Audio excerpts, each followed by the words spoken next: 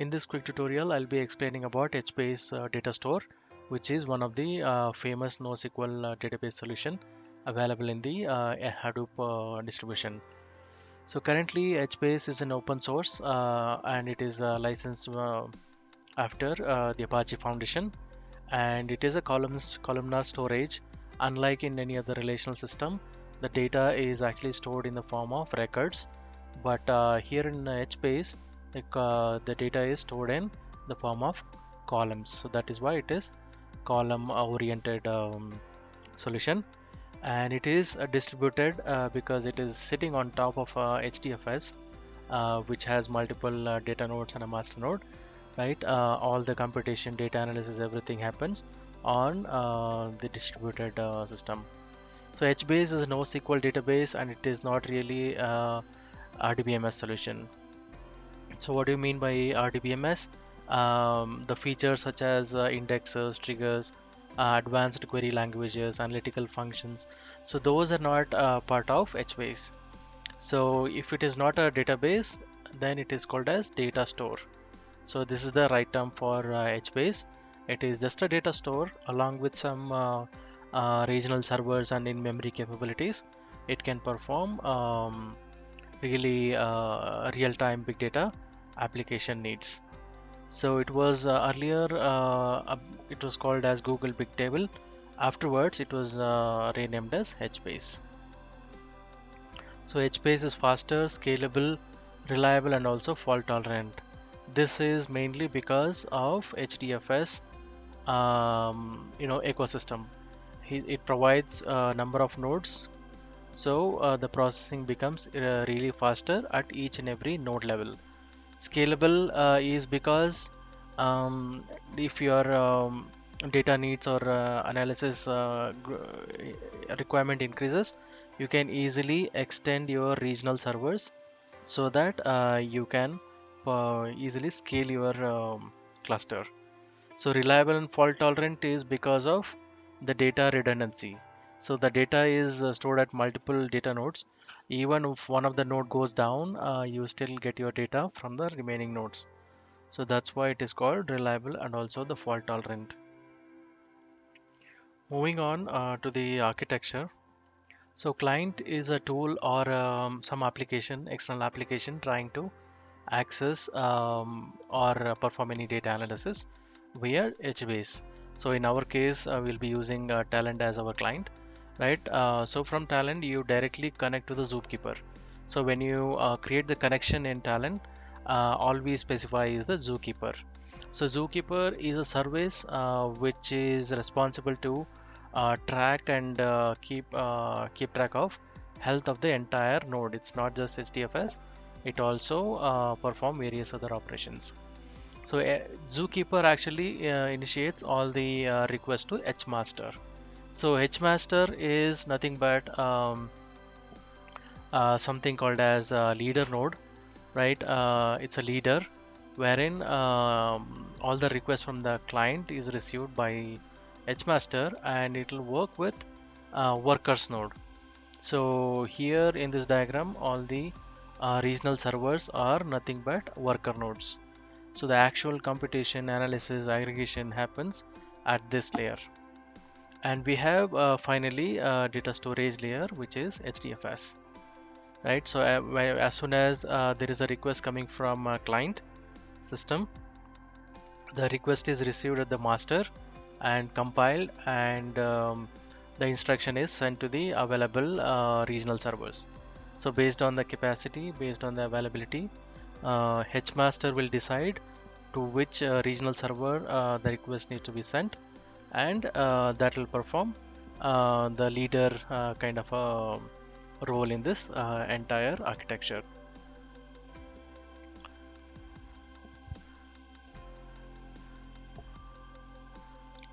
So, um, HMaster is our leader, and the regional servers are the actual workers.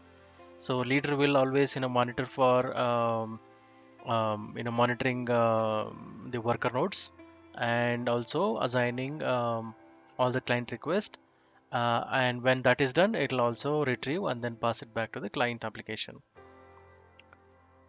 So inside this regional servers, even though it is called as region, it is not really related to any location, right? It is just named as a worker. No, instead of location or a region, it is termed as the worker nodes. Okay, so each worker node, it can be multiple based on the requirement. You can actually scale those and have any number of regional servers. This is based on the use case and the processing power that is required. You can extend it, right? This is how you can scale it. And each of the regional servers comes with various components. The top ones are actually the block cache and then memory store. So these components are actually helpful to retain some of the data analysis aggregation which is happening in the memory, and all the aggregation happens at this layer, and then pass it back to the regional server, and that's how the client request will be totally fulfilled. And last but not the least, in this HBase architecture, HDFS plays an important role of the data storage. We have seen this in our case of Hive also, right? HDFS will have the data nodes. That's where actually the data is stored, and we have a name node. Similarly, how we have HMaster in HBase. Under HDFS, you have name node that takes care of all the data nodes, right? So this is where your data is stored in a form of blocks, and based on the request that is received from the client, the data is retrieved from respective data nodes, and aggregation or analysis is done on the regional servers. I hope this is now clear. Let's move on and understand a few more concepts here. Here are some of the useful commands here. First one is the status. This is to provide the status of the HBase. For example, how many number of servers we have. Those type of information is provided by server command, and you can also find out the version of HBase. If you need any table reference commands, you can just type in table underscore help. It will give you respective keywords along with some of the help text. You can also pass a command who am I. This will return the user that it is currently executing. So moving on, HBase supports DDL, data definition languages, which is in relational terms. We create a table and alter a table, disabling, enabling, right, dropping. Those are all some of the DDL commands. Like how the data definition is available in other relational sources, like in case of MySQL. Those are similar here also. The HBase provides certain DDL commands here. So let's look at it. So create is the first command. These are also called as shell commands. Create is used to create a particular table in HBase, right? In like how you have MySQL or Oracle, the same way you can even create a table in HBase also. So that is done using create command.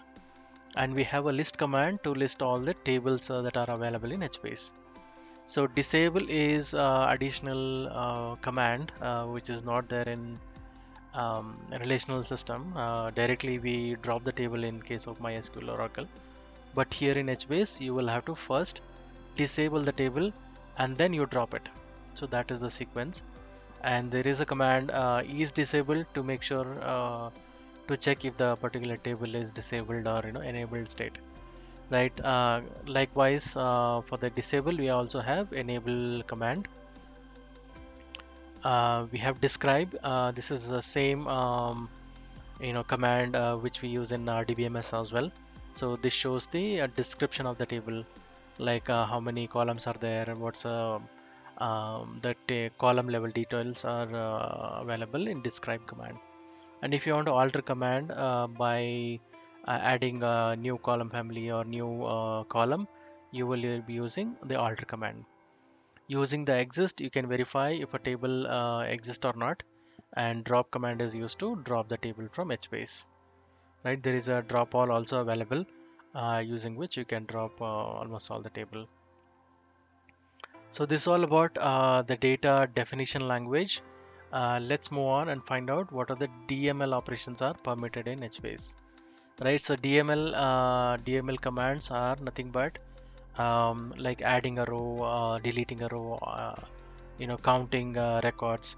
Right, like in RDBMS we have insert. Right, you have insert, update, delete, count. Right, you have many other manipulation language statements also. When it comes to HBase, these are the DML operations allowed in HBase. So first one is a put command, which is nothing but your insert in relational. Right, using put you can add more and more rows for a particular table for a specified column. Since we are talking about columnar, we will have to always specify the column for a particular record, and you can insert data using the put command. Likewise, you have get command, which fetches a content from a row or a cell. Delete command is used to delete a cell value, and you have a delete all to just delete all the cells in the given row. And you have a scan, which is nothing but a select statement, right? And you have a count, using which you can count number of records, and also you can perform truncate operation on the HBase table. So these are all the DML operations permitted in HDFS. Right, so moving on, we have got some shell commands as well. The prompt for HBase is always called HBase shell. Right, so this is where you will be logging into your SSH. Right, you will log into SSH and then go to this particular folder, right, wherever your HBase is installed. You will have to go there and cd HBase. So that contains a bin folder. So this folder contains all the shell commands. So this is the prompt you will be getting when we get onto the shell. So let's get started with the actual hands-on, and then we will move on to verify how we can do this in Talend. Most of us are actually from a relational database background. One or the other database is already familiar to us. So I will just quickly run through this HBase shell commands, and we can perform the same operation inside Talend. So the first thing first, to create the table, this is the syntax: create table name and then the column family name. So here, this is the new concept here. It's called as column family name, which is nothing but if you have multiple fields for a customer field. Let's say, for example, you can categorize something like customer personal details, and department salary, you can call it as an official details. Right, so those are categorized as column family. So likewise, you can create EMP table, right, having these two columns. Okay, so this is our uh, shell command to create a particular table. So once that is created, you can simply use describe space then the table name. Right, you can perform count using a count command, count and then the table name, and you can specify if you want to read only like from 1000 cache, you can do that. Otherwise, this is optional part. This can get you the counts. In order to insert a data into a particular table, this is the put command syntax as well. EMP is our table name, and this is the row name. Row name and column value is something slightly different when it comes to relational insert statement. So every put statement should have the table name and then the row name and the column name and the column value. So this is how we are specifying the value 10 for this particular C1 column. Right, so this is inserting one particular record. So if you want to do multiple record along with creation of the table, you can do so using create command followed by the put commands. Similarly, select star from employee table is translated as scan particular table name, right? And similarly, get command is used to get data from a table for a particular column. A column in HBase may be thousands of columns you may have for a particular table because it's a columnar storage. So in those scenario, you will need to retrieve data for a particular column, right? So for that reason, you'll be using um, get command. Similarly, you can truncate a table using truncate and the table name, and dropping the table is drop and then the table name. Right before you drop, you will have to disable the table and then drop the table.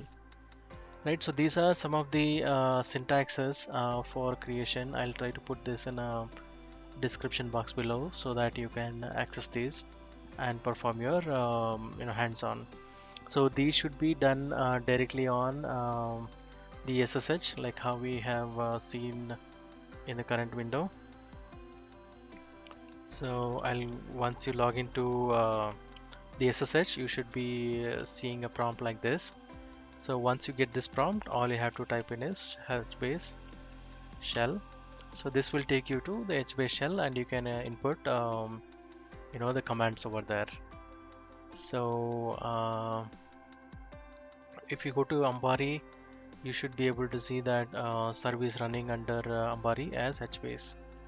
Right, so this shows whether my service is up and running or not.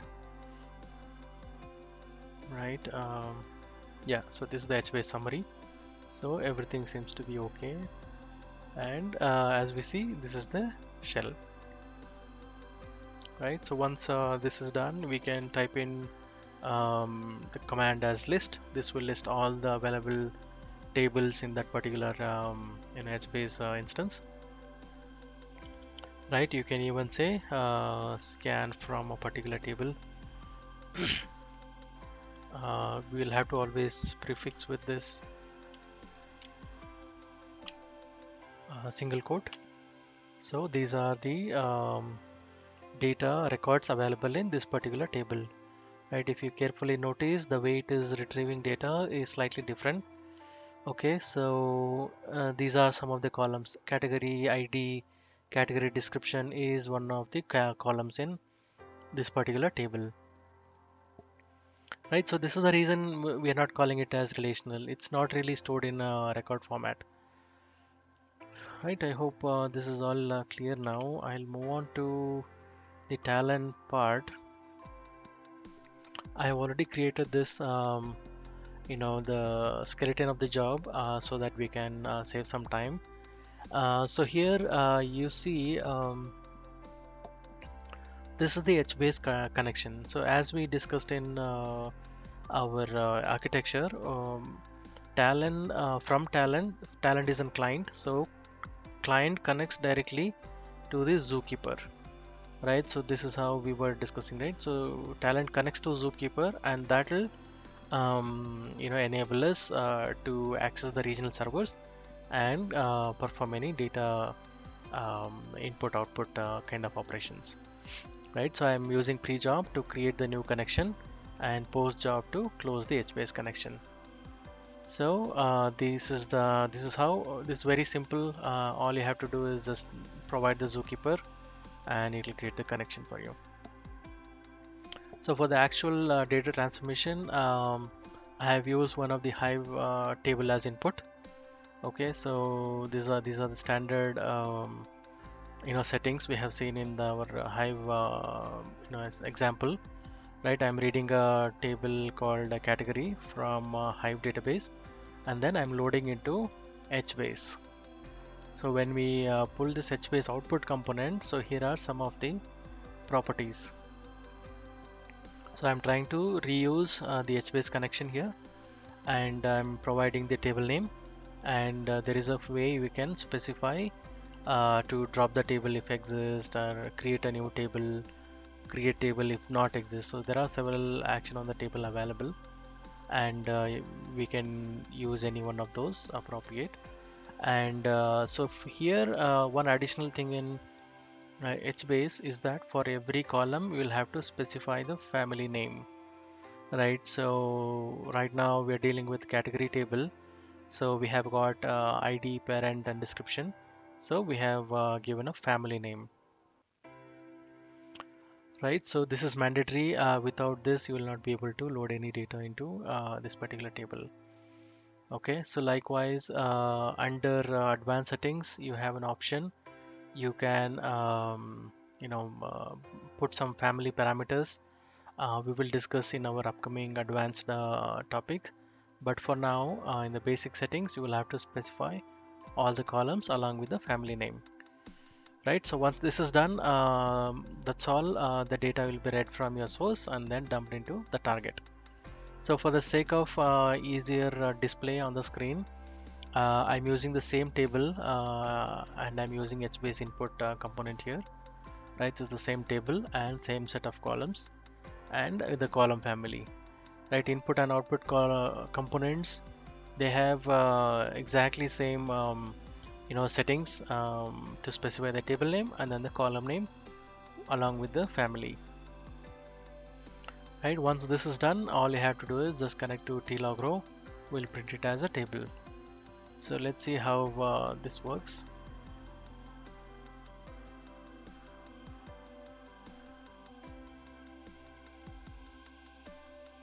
So the job is now running. It has started processing the input records from Hive database, and the table name is called category, right? We had 4 records that is now written into the target HBase, right? So we have successfully inserted 4 records into our target. So from we had already data available in this particular table. So 12 records are read and then printed on the console, right? So these are the column values that are stored in HBase and also retrieved. So this is the simple example. You can further extend it and try out with your own input and output operations. The same flow you can even connect it to t aggregate row, sort row, or do some pivoting. You can do a lot of operations directly in HBase. So this is exactly how you work with HBase in Talend.